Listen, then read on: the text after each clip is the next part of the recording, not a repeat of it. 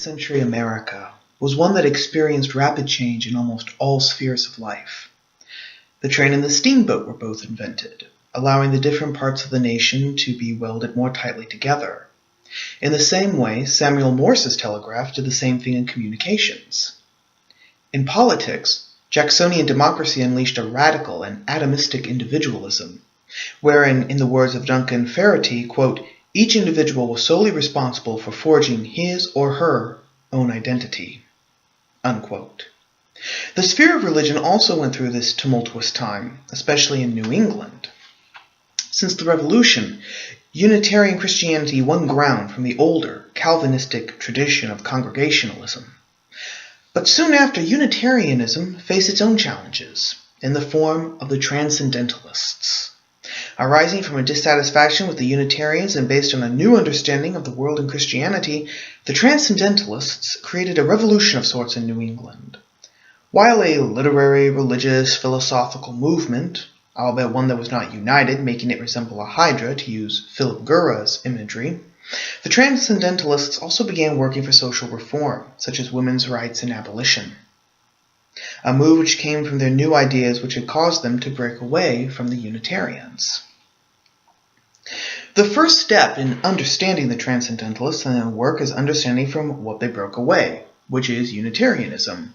While many today would say that Unitarianism was a religious development of the modern era, say the 18th or 17th century, the roots of Unitarianism actually stretch back to the genesis of Christianity. Andrea Greenwood and Mark W. Harris, in their work, An Introduction to the Unitarian and Universalist Traditions, actually plant the origins of Unitarianism at the feet of Arius, the heretic of the 4th century AD, who claimed that Jesus was not actually God, but that his freedom in choosing moral perfection led God to adopt him, as it were. After 381 AD, Unitarianism disappeared in the Western Empire, though it continued to exist among the Visigoths and would become rooted in the future Greek Orthodox Church. In England, the quote-unquote father of English Unitarianism was John Biddle, though Unitarians often trace their religious roots on that island back to the translation of the Latin Vulgate by John Wycliffe, who brought the common threads of Unitarianism, locating authority, individualism in both faith and reason, and the relationship between assets and influence on the law together. Biddle, who lived from 1615 to 1662, followed Arius in 1644 by rejecting the Trinity. Although when one thinks about the English persecutions, one's mind immediately recalls Catholics persecuted by the state, Unitarians were often persecuted by the crown as well for their unorthodox belief. In fact, Edmund Burke called them not only traitors, but levelers, those who wished to level society and thus threaten the monarchical traditions of England, when some Unitarians, such as William Blake and Mary Wollstonecraft, came out in support of the French Revolution. In America, the beginnings of Unitarianism sprang from the First Great Awakening, particularly in the work of the Awakening's most adamant opponent, Charles Chauncey. The problem with the Great Awakening for Chauncey, and other like-minded men such as John Mayhew, was that it placed too much emphasis on the heart and emotions, and not enough upon reason and logic, which became one of the main tenets of Chauncey's theology. The other two included a strict biblicalism, but one which was rooted in its rational interpretation, and which was needed, especially during the Great Awakening's quote-unquote irrational enthusiasm, and an overriding concern for moral aspiration being at the center of Christianity. In fact, Chauncey would describe quote-unquote real religion as, quote, a sober, calm, reasonable thing, unquote. This rationalism was seen in his rational interpretation of the Bible, as has been mentioned, as well as his emphasis on morality, since for Chauncey, religion had to be judged not by how emotionally involved one was or felt, but by the moral results which came about because of one's faith. In this way, it was a matter of placing deeds over words. Although Chauncey was one of the earliest forerunners of Unitarianism in America, the quote-unquote father of American Unitarianism is often considered to be Ebenezer Gay, a close associate of Chauncey, who, in 1759, delivered a Dedleian lecture entitled Natural Religion as Distinguished from Revealed, in which, in the words of David Robinson, he, quote, suggested the interlocking of strains of rationalism and moralism, characteristic of Unitarianism, because Gay vowed to explore the moral obligation that God's existence induceth upon the nature of man, unquote, declaring that science would yield, quote, grand ideas of the attributes of God, unquote, while literature would aid in the, quote, search of the scriptures and their inspired originals, unquote. Even though by this, Gay did not wish to eradicate the Bible from Christianity in exchange for pure nature. Indeed, Gay declared that without revelation, quote, men might have been absolutely without God in the world, unquote. The real beginning of American Unitarianism, however, initiated with William Ellery Channing, the man who became the leader of the American Unitarian movement when, in 1815, he defended the theology from Jedediah Morse and Jeremiah Evans, Orthodox Congregationalist ministers. In 1819, Channing also gave his famous Unitarian Christianity sermon, which caused the American Unitarian Association to be formed in 1825. In this sermon, Channing, similarly to Chauncey and Gay, emphasized the, quote, exercise of our reason upon the Bible perpetually, unquote, because of the changing times and because of the symbolism in the Bible. Channing, for example, brought up Christ's command to eat his flesh and his declaration that he had come to bring the sword and not peace, as two instances which could not be taken literally. John Locke's epistemology also played a role. Locke maintained that language was a mere artificial construct, which meant that the words of the Bible had meant a particular thing for particular people at a particular time, and thus presenting the need for higher rational criticism. Also, however, and again as Chauncey and Gay had done, Channing also emphasized moralism, explaining God's perfections as part of his quote-unquote parental character, thus allowing mankind to participate in his divinity and acting as a foundation for opposing the Calvinistic doctrines of original sin and election. In later years, Channing also stressed that man and God were the same, differing only in degrees. The moral argument against Calvinism, which he preached in 1820, and posited that the divinity was within all individuals, in his sermon Likeness to God, which he preached in 1828. If Unitarianism was a revolt against Calvinism, Transcendentalism was a revolt against Unitarianism from within the liberal Christianity's own ranks. For example, Ralph Waldo Emerson and Theodore Parker were both Unitarian ministers, while Transcendentalists such as Orestes Brownson and Margaret Fuller began life as Unitarians. Several threads came together to form the basis of the transcendental philosophy or movement. First, and in large part, was the revolt against John Locke's epistemology, reference to which has already been given. Locke had declared that all people were born tabula rasa, blank slate, and that knowledge was only gained through the sensory perceptions. As Cameron Thompson points out, Locke's epistemology was the dominant philosophy in the academia and in clerical circles of the time, with the quote-unquote Scottish common sense philosophy of Thomas Reid coming in a close second. In fact, in 1842, the Reverend James Murdoch declared that the empiricism of Locke and the Scots, quote, was everywhere regarded as the only true philosophy, unquote. The Unitarians took Locke's empiricism as the philosophy of their Christianity since, as time went on and it became respectable, Unitarianism found that the sensationalism of Locke to be useful, in that by declaring that knowledge was only derivable from sense perception, it implied that spiritual truths could only be had through revelation. Or as George Ripley, in his summations of Andrew Norton's view, said, quote, we have the teachings of experience in regard to the facts of the material universe. And concerning the realm of the spiritualities, we are dependent on the authority of divine revelation, unquote. In other words, the wedding of Locke's epistemology with Unitarianism was simply logical, given that Chauncey, Gay, and Channing had all maintained that the Bible was the Word of God, which only needed logical interpretation. For the Transcendentalists, however, it was ludicrous that a theology that was supposedly based on reason, but which also affirmed spiritual truths, should take for itself a philosophy which stated that knowledge, if it did not come from sense perception, was impossible. Furthermore, F.H. Hedge stated in 1874 that the problem was not acceptance of Locke's philosophy, but that Locke's philosophy had created a bugbear. Instead of Christians relying on the quote-unquote inner light, which manifests itself as the truth of God, a prodigy in nature, was held to be the only possible mediator between God and man, the only possible voucher and vehicle of revelation, unquote. Locke's philosophy and theology was merely, quote, a desire to get rid of mystery and make everything clear and simple, unquote, as Emerson put it. Coinciding with this revolt against Locke was the discovery in the early 1800s of German idealism.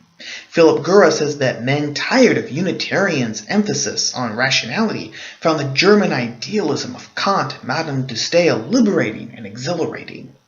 In fact, the Transcendental movement received its name from Kant's philosophy. Arthur James Balfour, writing in Mind in 1878, went to great lengths to explain just exactly how Kant's philosophy influenced American Transcendentalism, as well as saying that it was Kant who helped to solve the problem of skepticism latent in Locke and brought to the fore by David Hume. It was once thought that Transcendentalism was a unified movement, united by a common philosophy. Recently, however, it has been pointed out that there really was not a transcendental movement as much as individual transcendentalists, who, because of their beliefs, were all placed under the wide umbrella termed transcendental.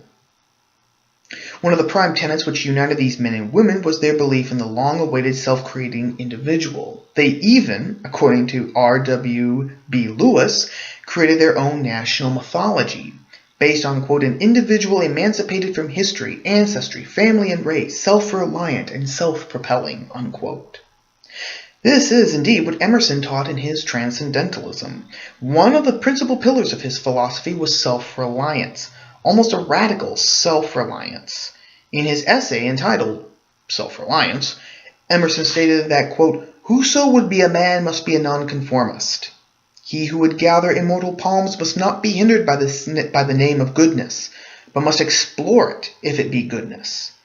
Nothing is at last sacred but the integrity of your own mind. Absolve you to yourself, and you shall have the suffrage of the world, unquote. Emerson also claimed that we ourselves are God. Nature, he wrote, is a symbol of the spirit, which is a universal oversoul, which unites all men together, and which makes all men its own property. Quote, each soul is a temple in which the divine spirit resides, unquote. And it was this reliance upon the oversoul that created self-reliance. Since it owns all of us and, in a sense, although he shied away from out-and-out pantheism, we are a part of it. However, this is one example of how there was no transcendental movement, but only transcendentalists. Orestes Brownson, the man who moved from Unitarianism to Presbyterianism, back to Unitarianism, then became a Transcendentalist before ending his life as a Roman Catholic, for example, stated that Emerson's transcendental philosophy was too self-centered. As Barbara Packer says, quote, Brownson cannot believe that we are justified in dispensing not only with historical Christianity and the use of miracles as evidence for faith, but even with Jesus himself, unquote. For this leads us to Emerson's position that we are God, but by which Emerson, quote, unwittingly destroys the religious sentiment he professes to venerate, because that sentiment springs from our sense of our own dependence and of God's infinite power, unquote. Transcendentalists held a variety of different beliefs, and these differing beliefs were the reasons why they involved themselves with different social causes, some becoming quite radical. Orestes Brownson, for example, became a virtual champion of the poor and working classes, influenced by French Christian socialists, such as Pierre Leroux. Brownson declared that the quote-unquote great work of the day was, quote, to realize in our social arrangements and in the actual conditions of all men that equality of man and man, unquote, which God had created but which America's economic system had destroyed.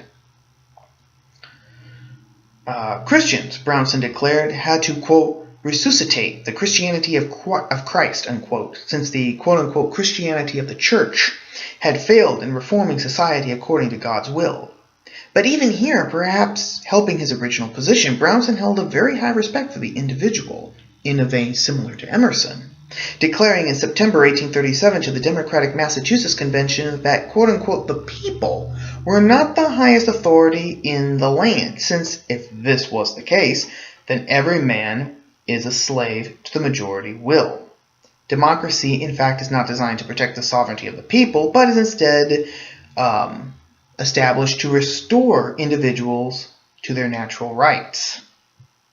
Margaret Fuller, one of the greatest women transcendentalists, made women's rights her cause du jour. Fuller's father, Timothy, gave her the same intellectual encouragement as his son, making Fuller a unique woman for the 19th century. Fuller later in her life would say that her childhood and her entrance into transcendentalist circles made her want to reach, quote, that point where I can trust myself and leave off saying, it seems so to me, and boldly feel it is so for me, unquote. In 1839, Fuller actually initiated meetings with other women wherein they discussed Greek mythology for 13 weeks. Fuller's transcendental philosophy was again, much like Emerson's, focused largely on the individual. In her most famous essay, The Great Lawsuit, Men versus Men, Women versus Women, Fuller wrote that if men saw slavery as wrong, how could they justify, quote, even well-meant restrictions on women, unquote. For, Fuller went on, there is but one law for all souls, and if there is to be an interpreter of it, he comes not as a man or as son of man, but as son of God, unquote. The fact of the matter was, Fuller explained, women did not want to be leaders or rulers, but, quote, as a nature to grow, as an intellect to discern, as a soul to live freely and unimpeded, to unfold such powers as were given her when we left our common home, unquote. Of all the issues, however, that Transcendentalists entered, one of the most popular was abolition. Even Emerson, who disliked entering into politics, spoke out against slavery, and how could he not? His Transcendentalism made all men brothers by virtue of the universal soul. Henry David Thoreau, however, took it a step further, demonstrating how transcendental ideas could become quite radical. In his resistance to civil government, Thoreau declared that men should have no respect for law, since, quote, law never made men a whit more just, unquote, but for right, and that, quote, the only obligation which I have a right to assume is to do at any time what I think right, unquote.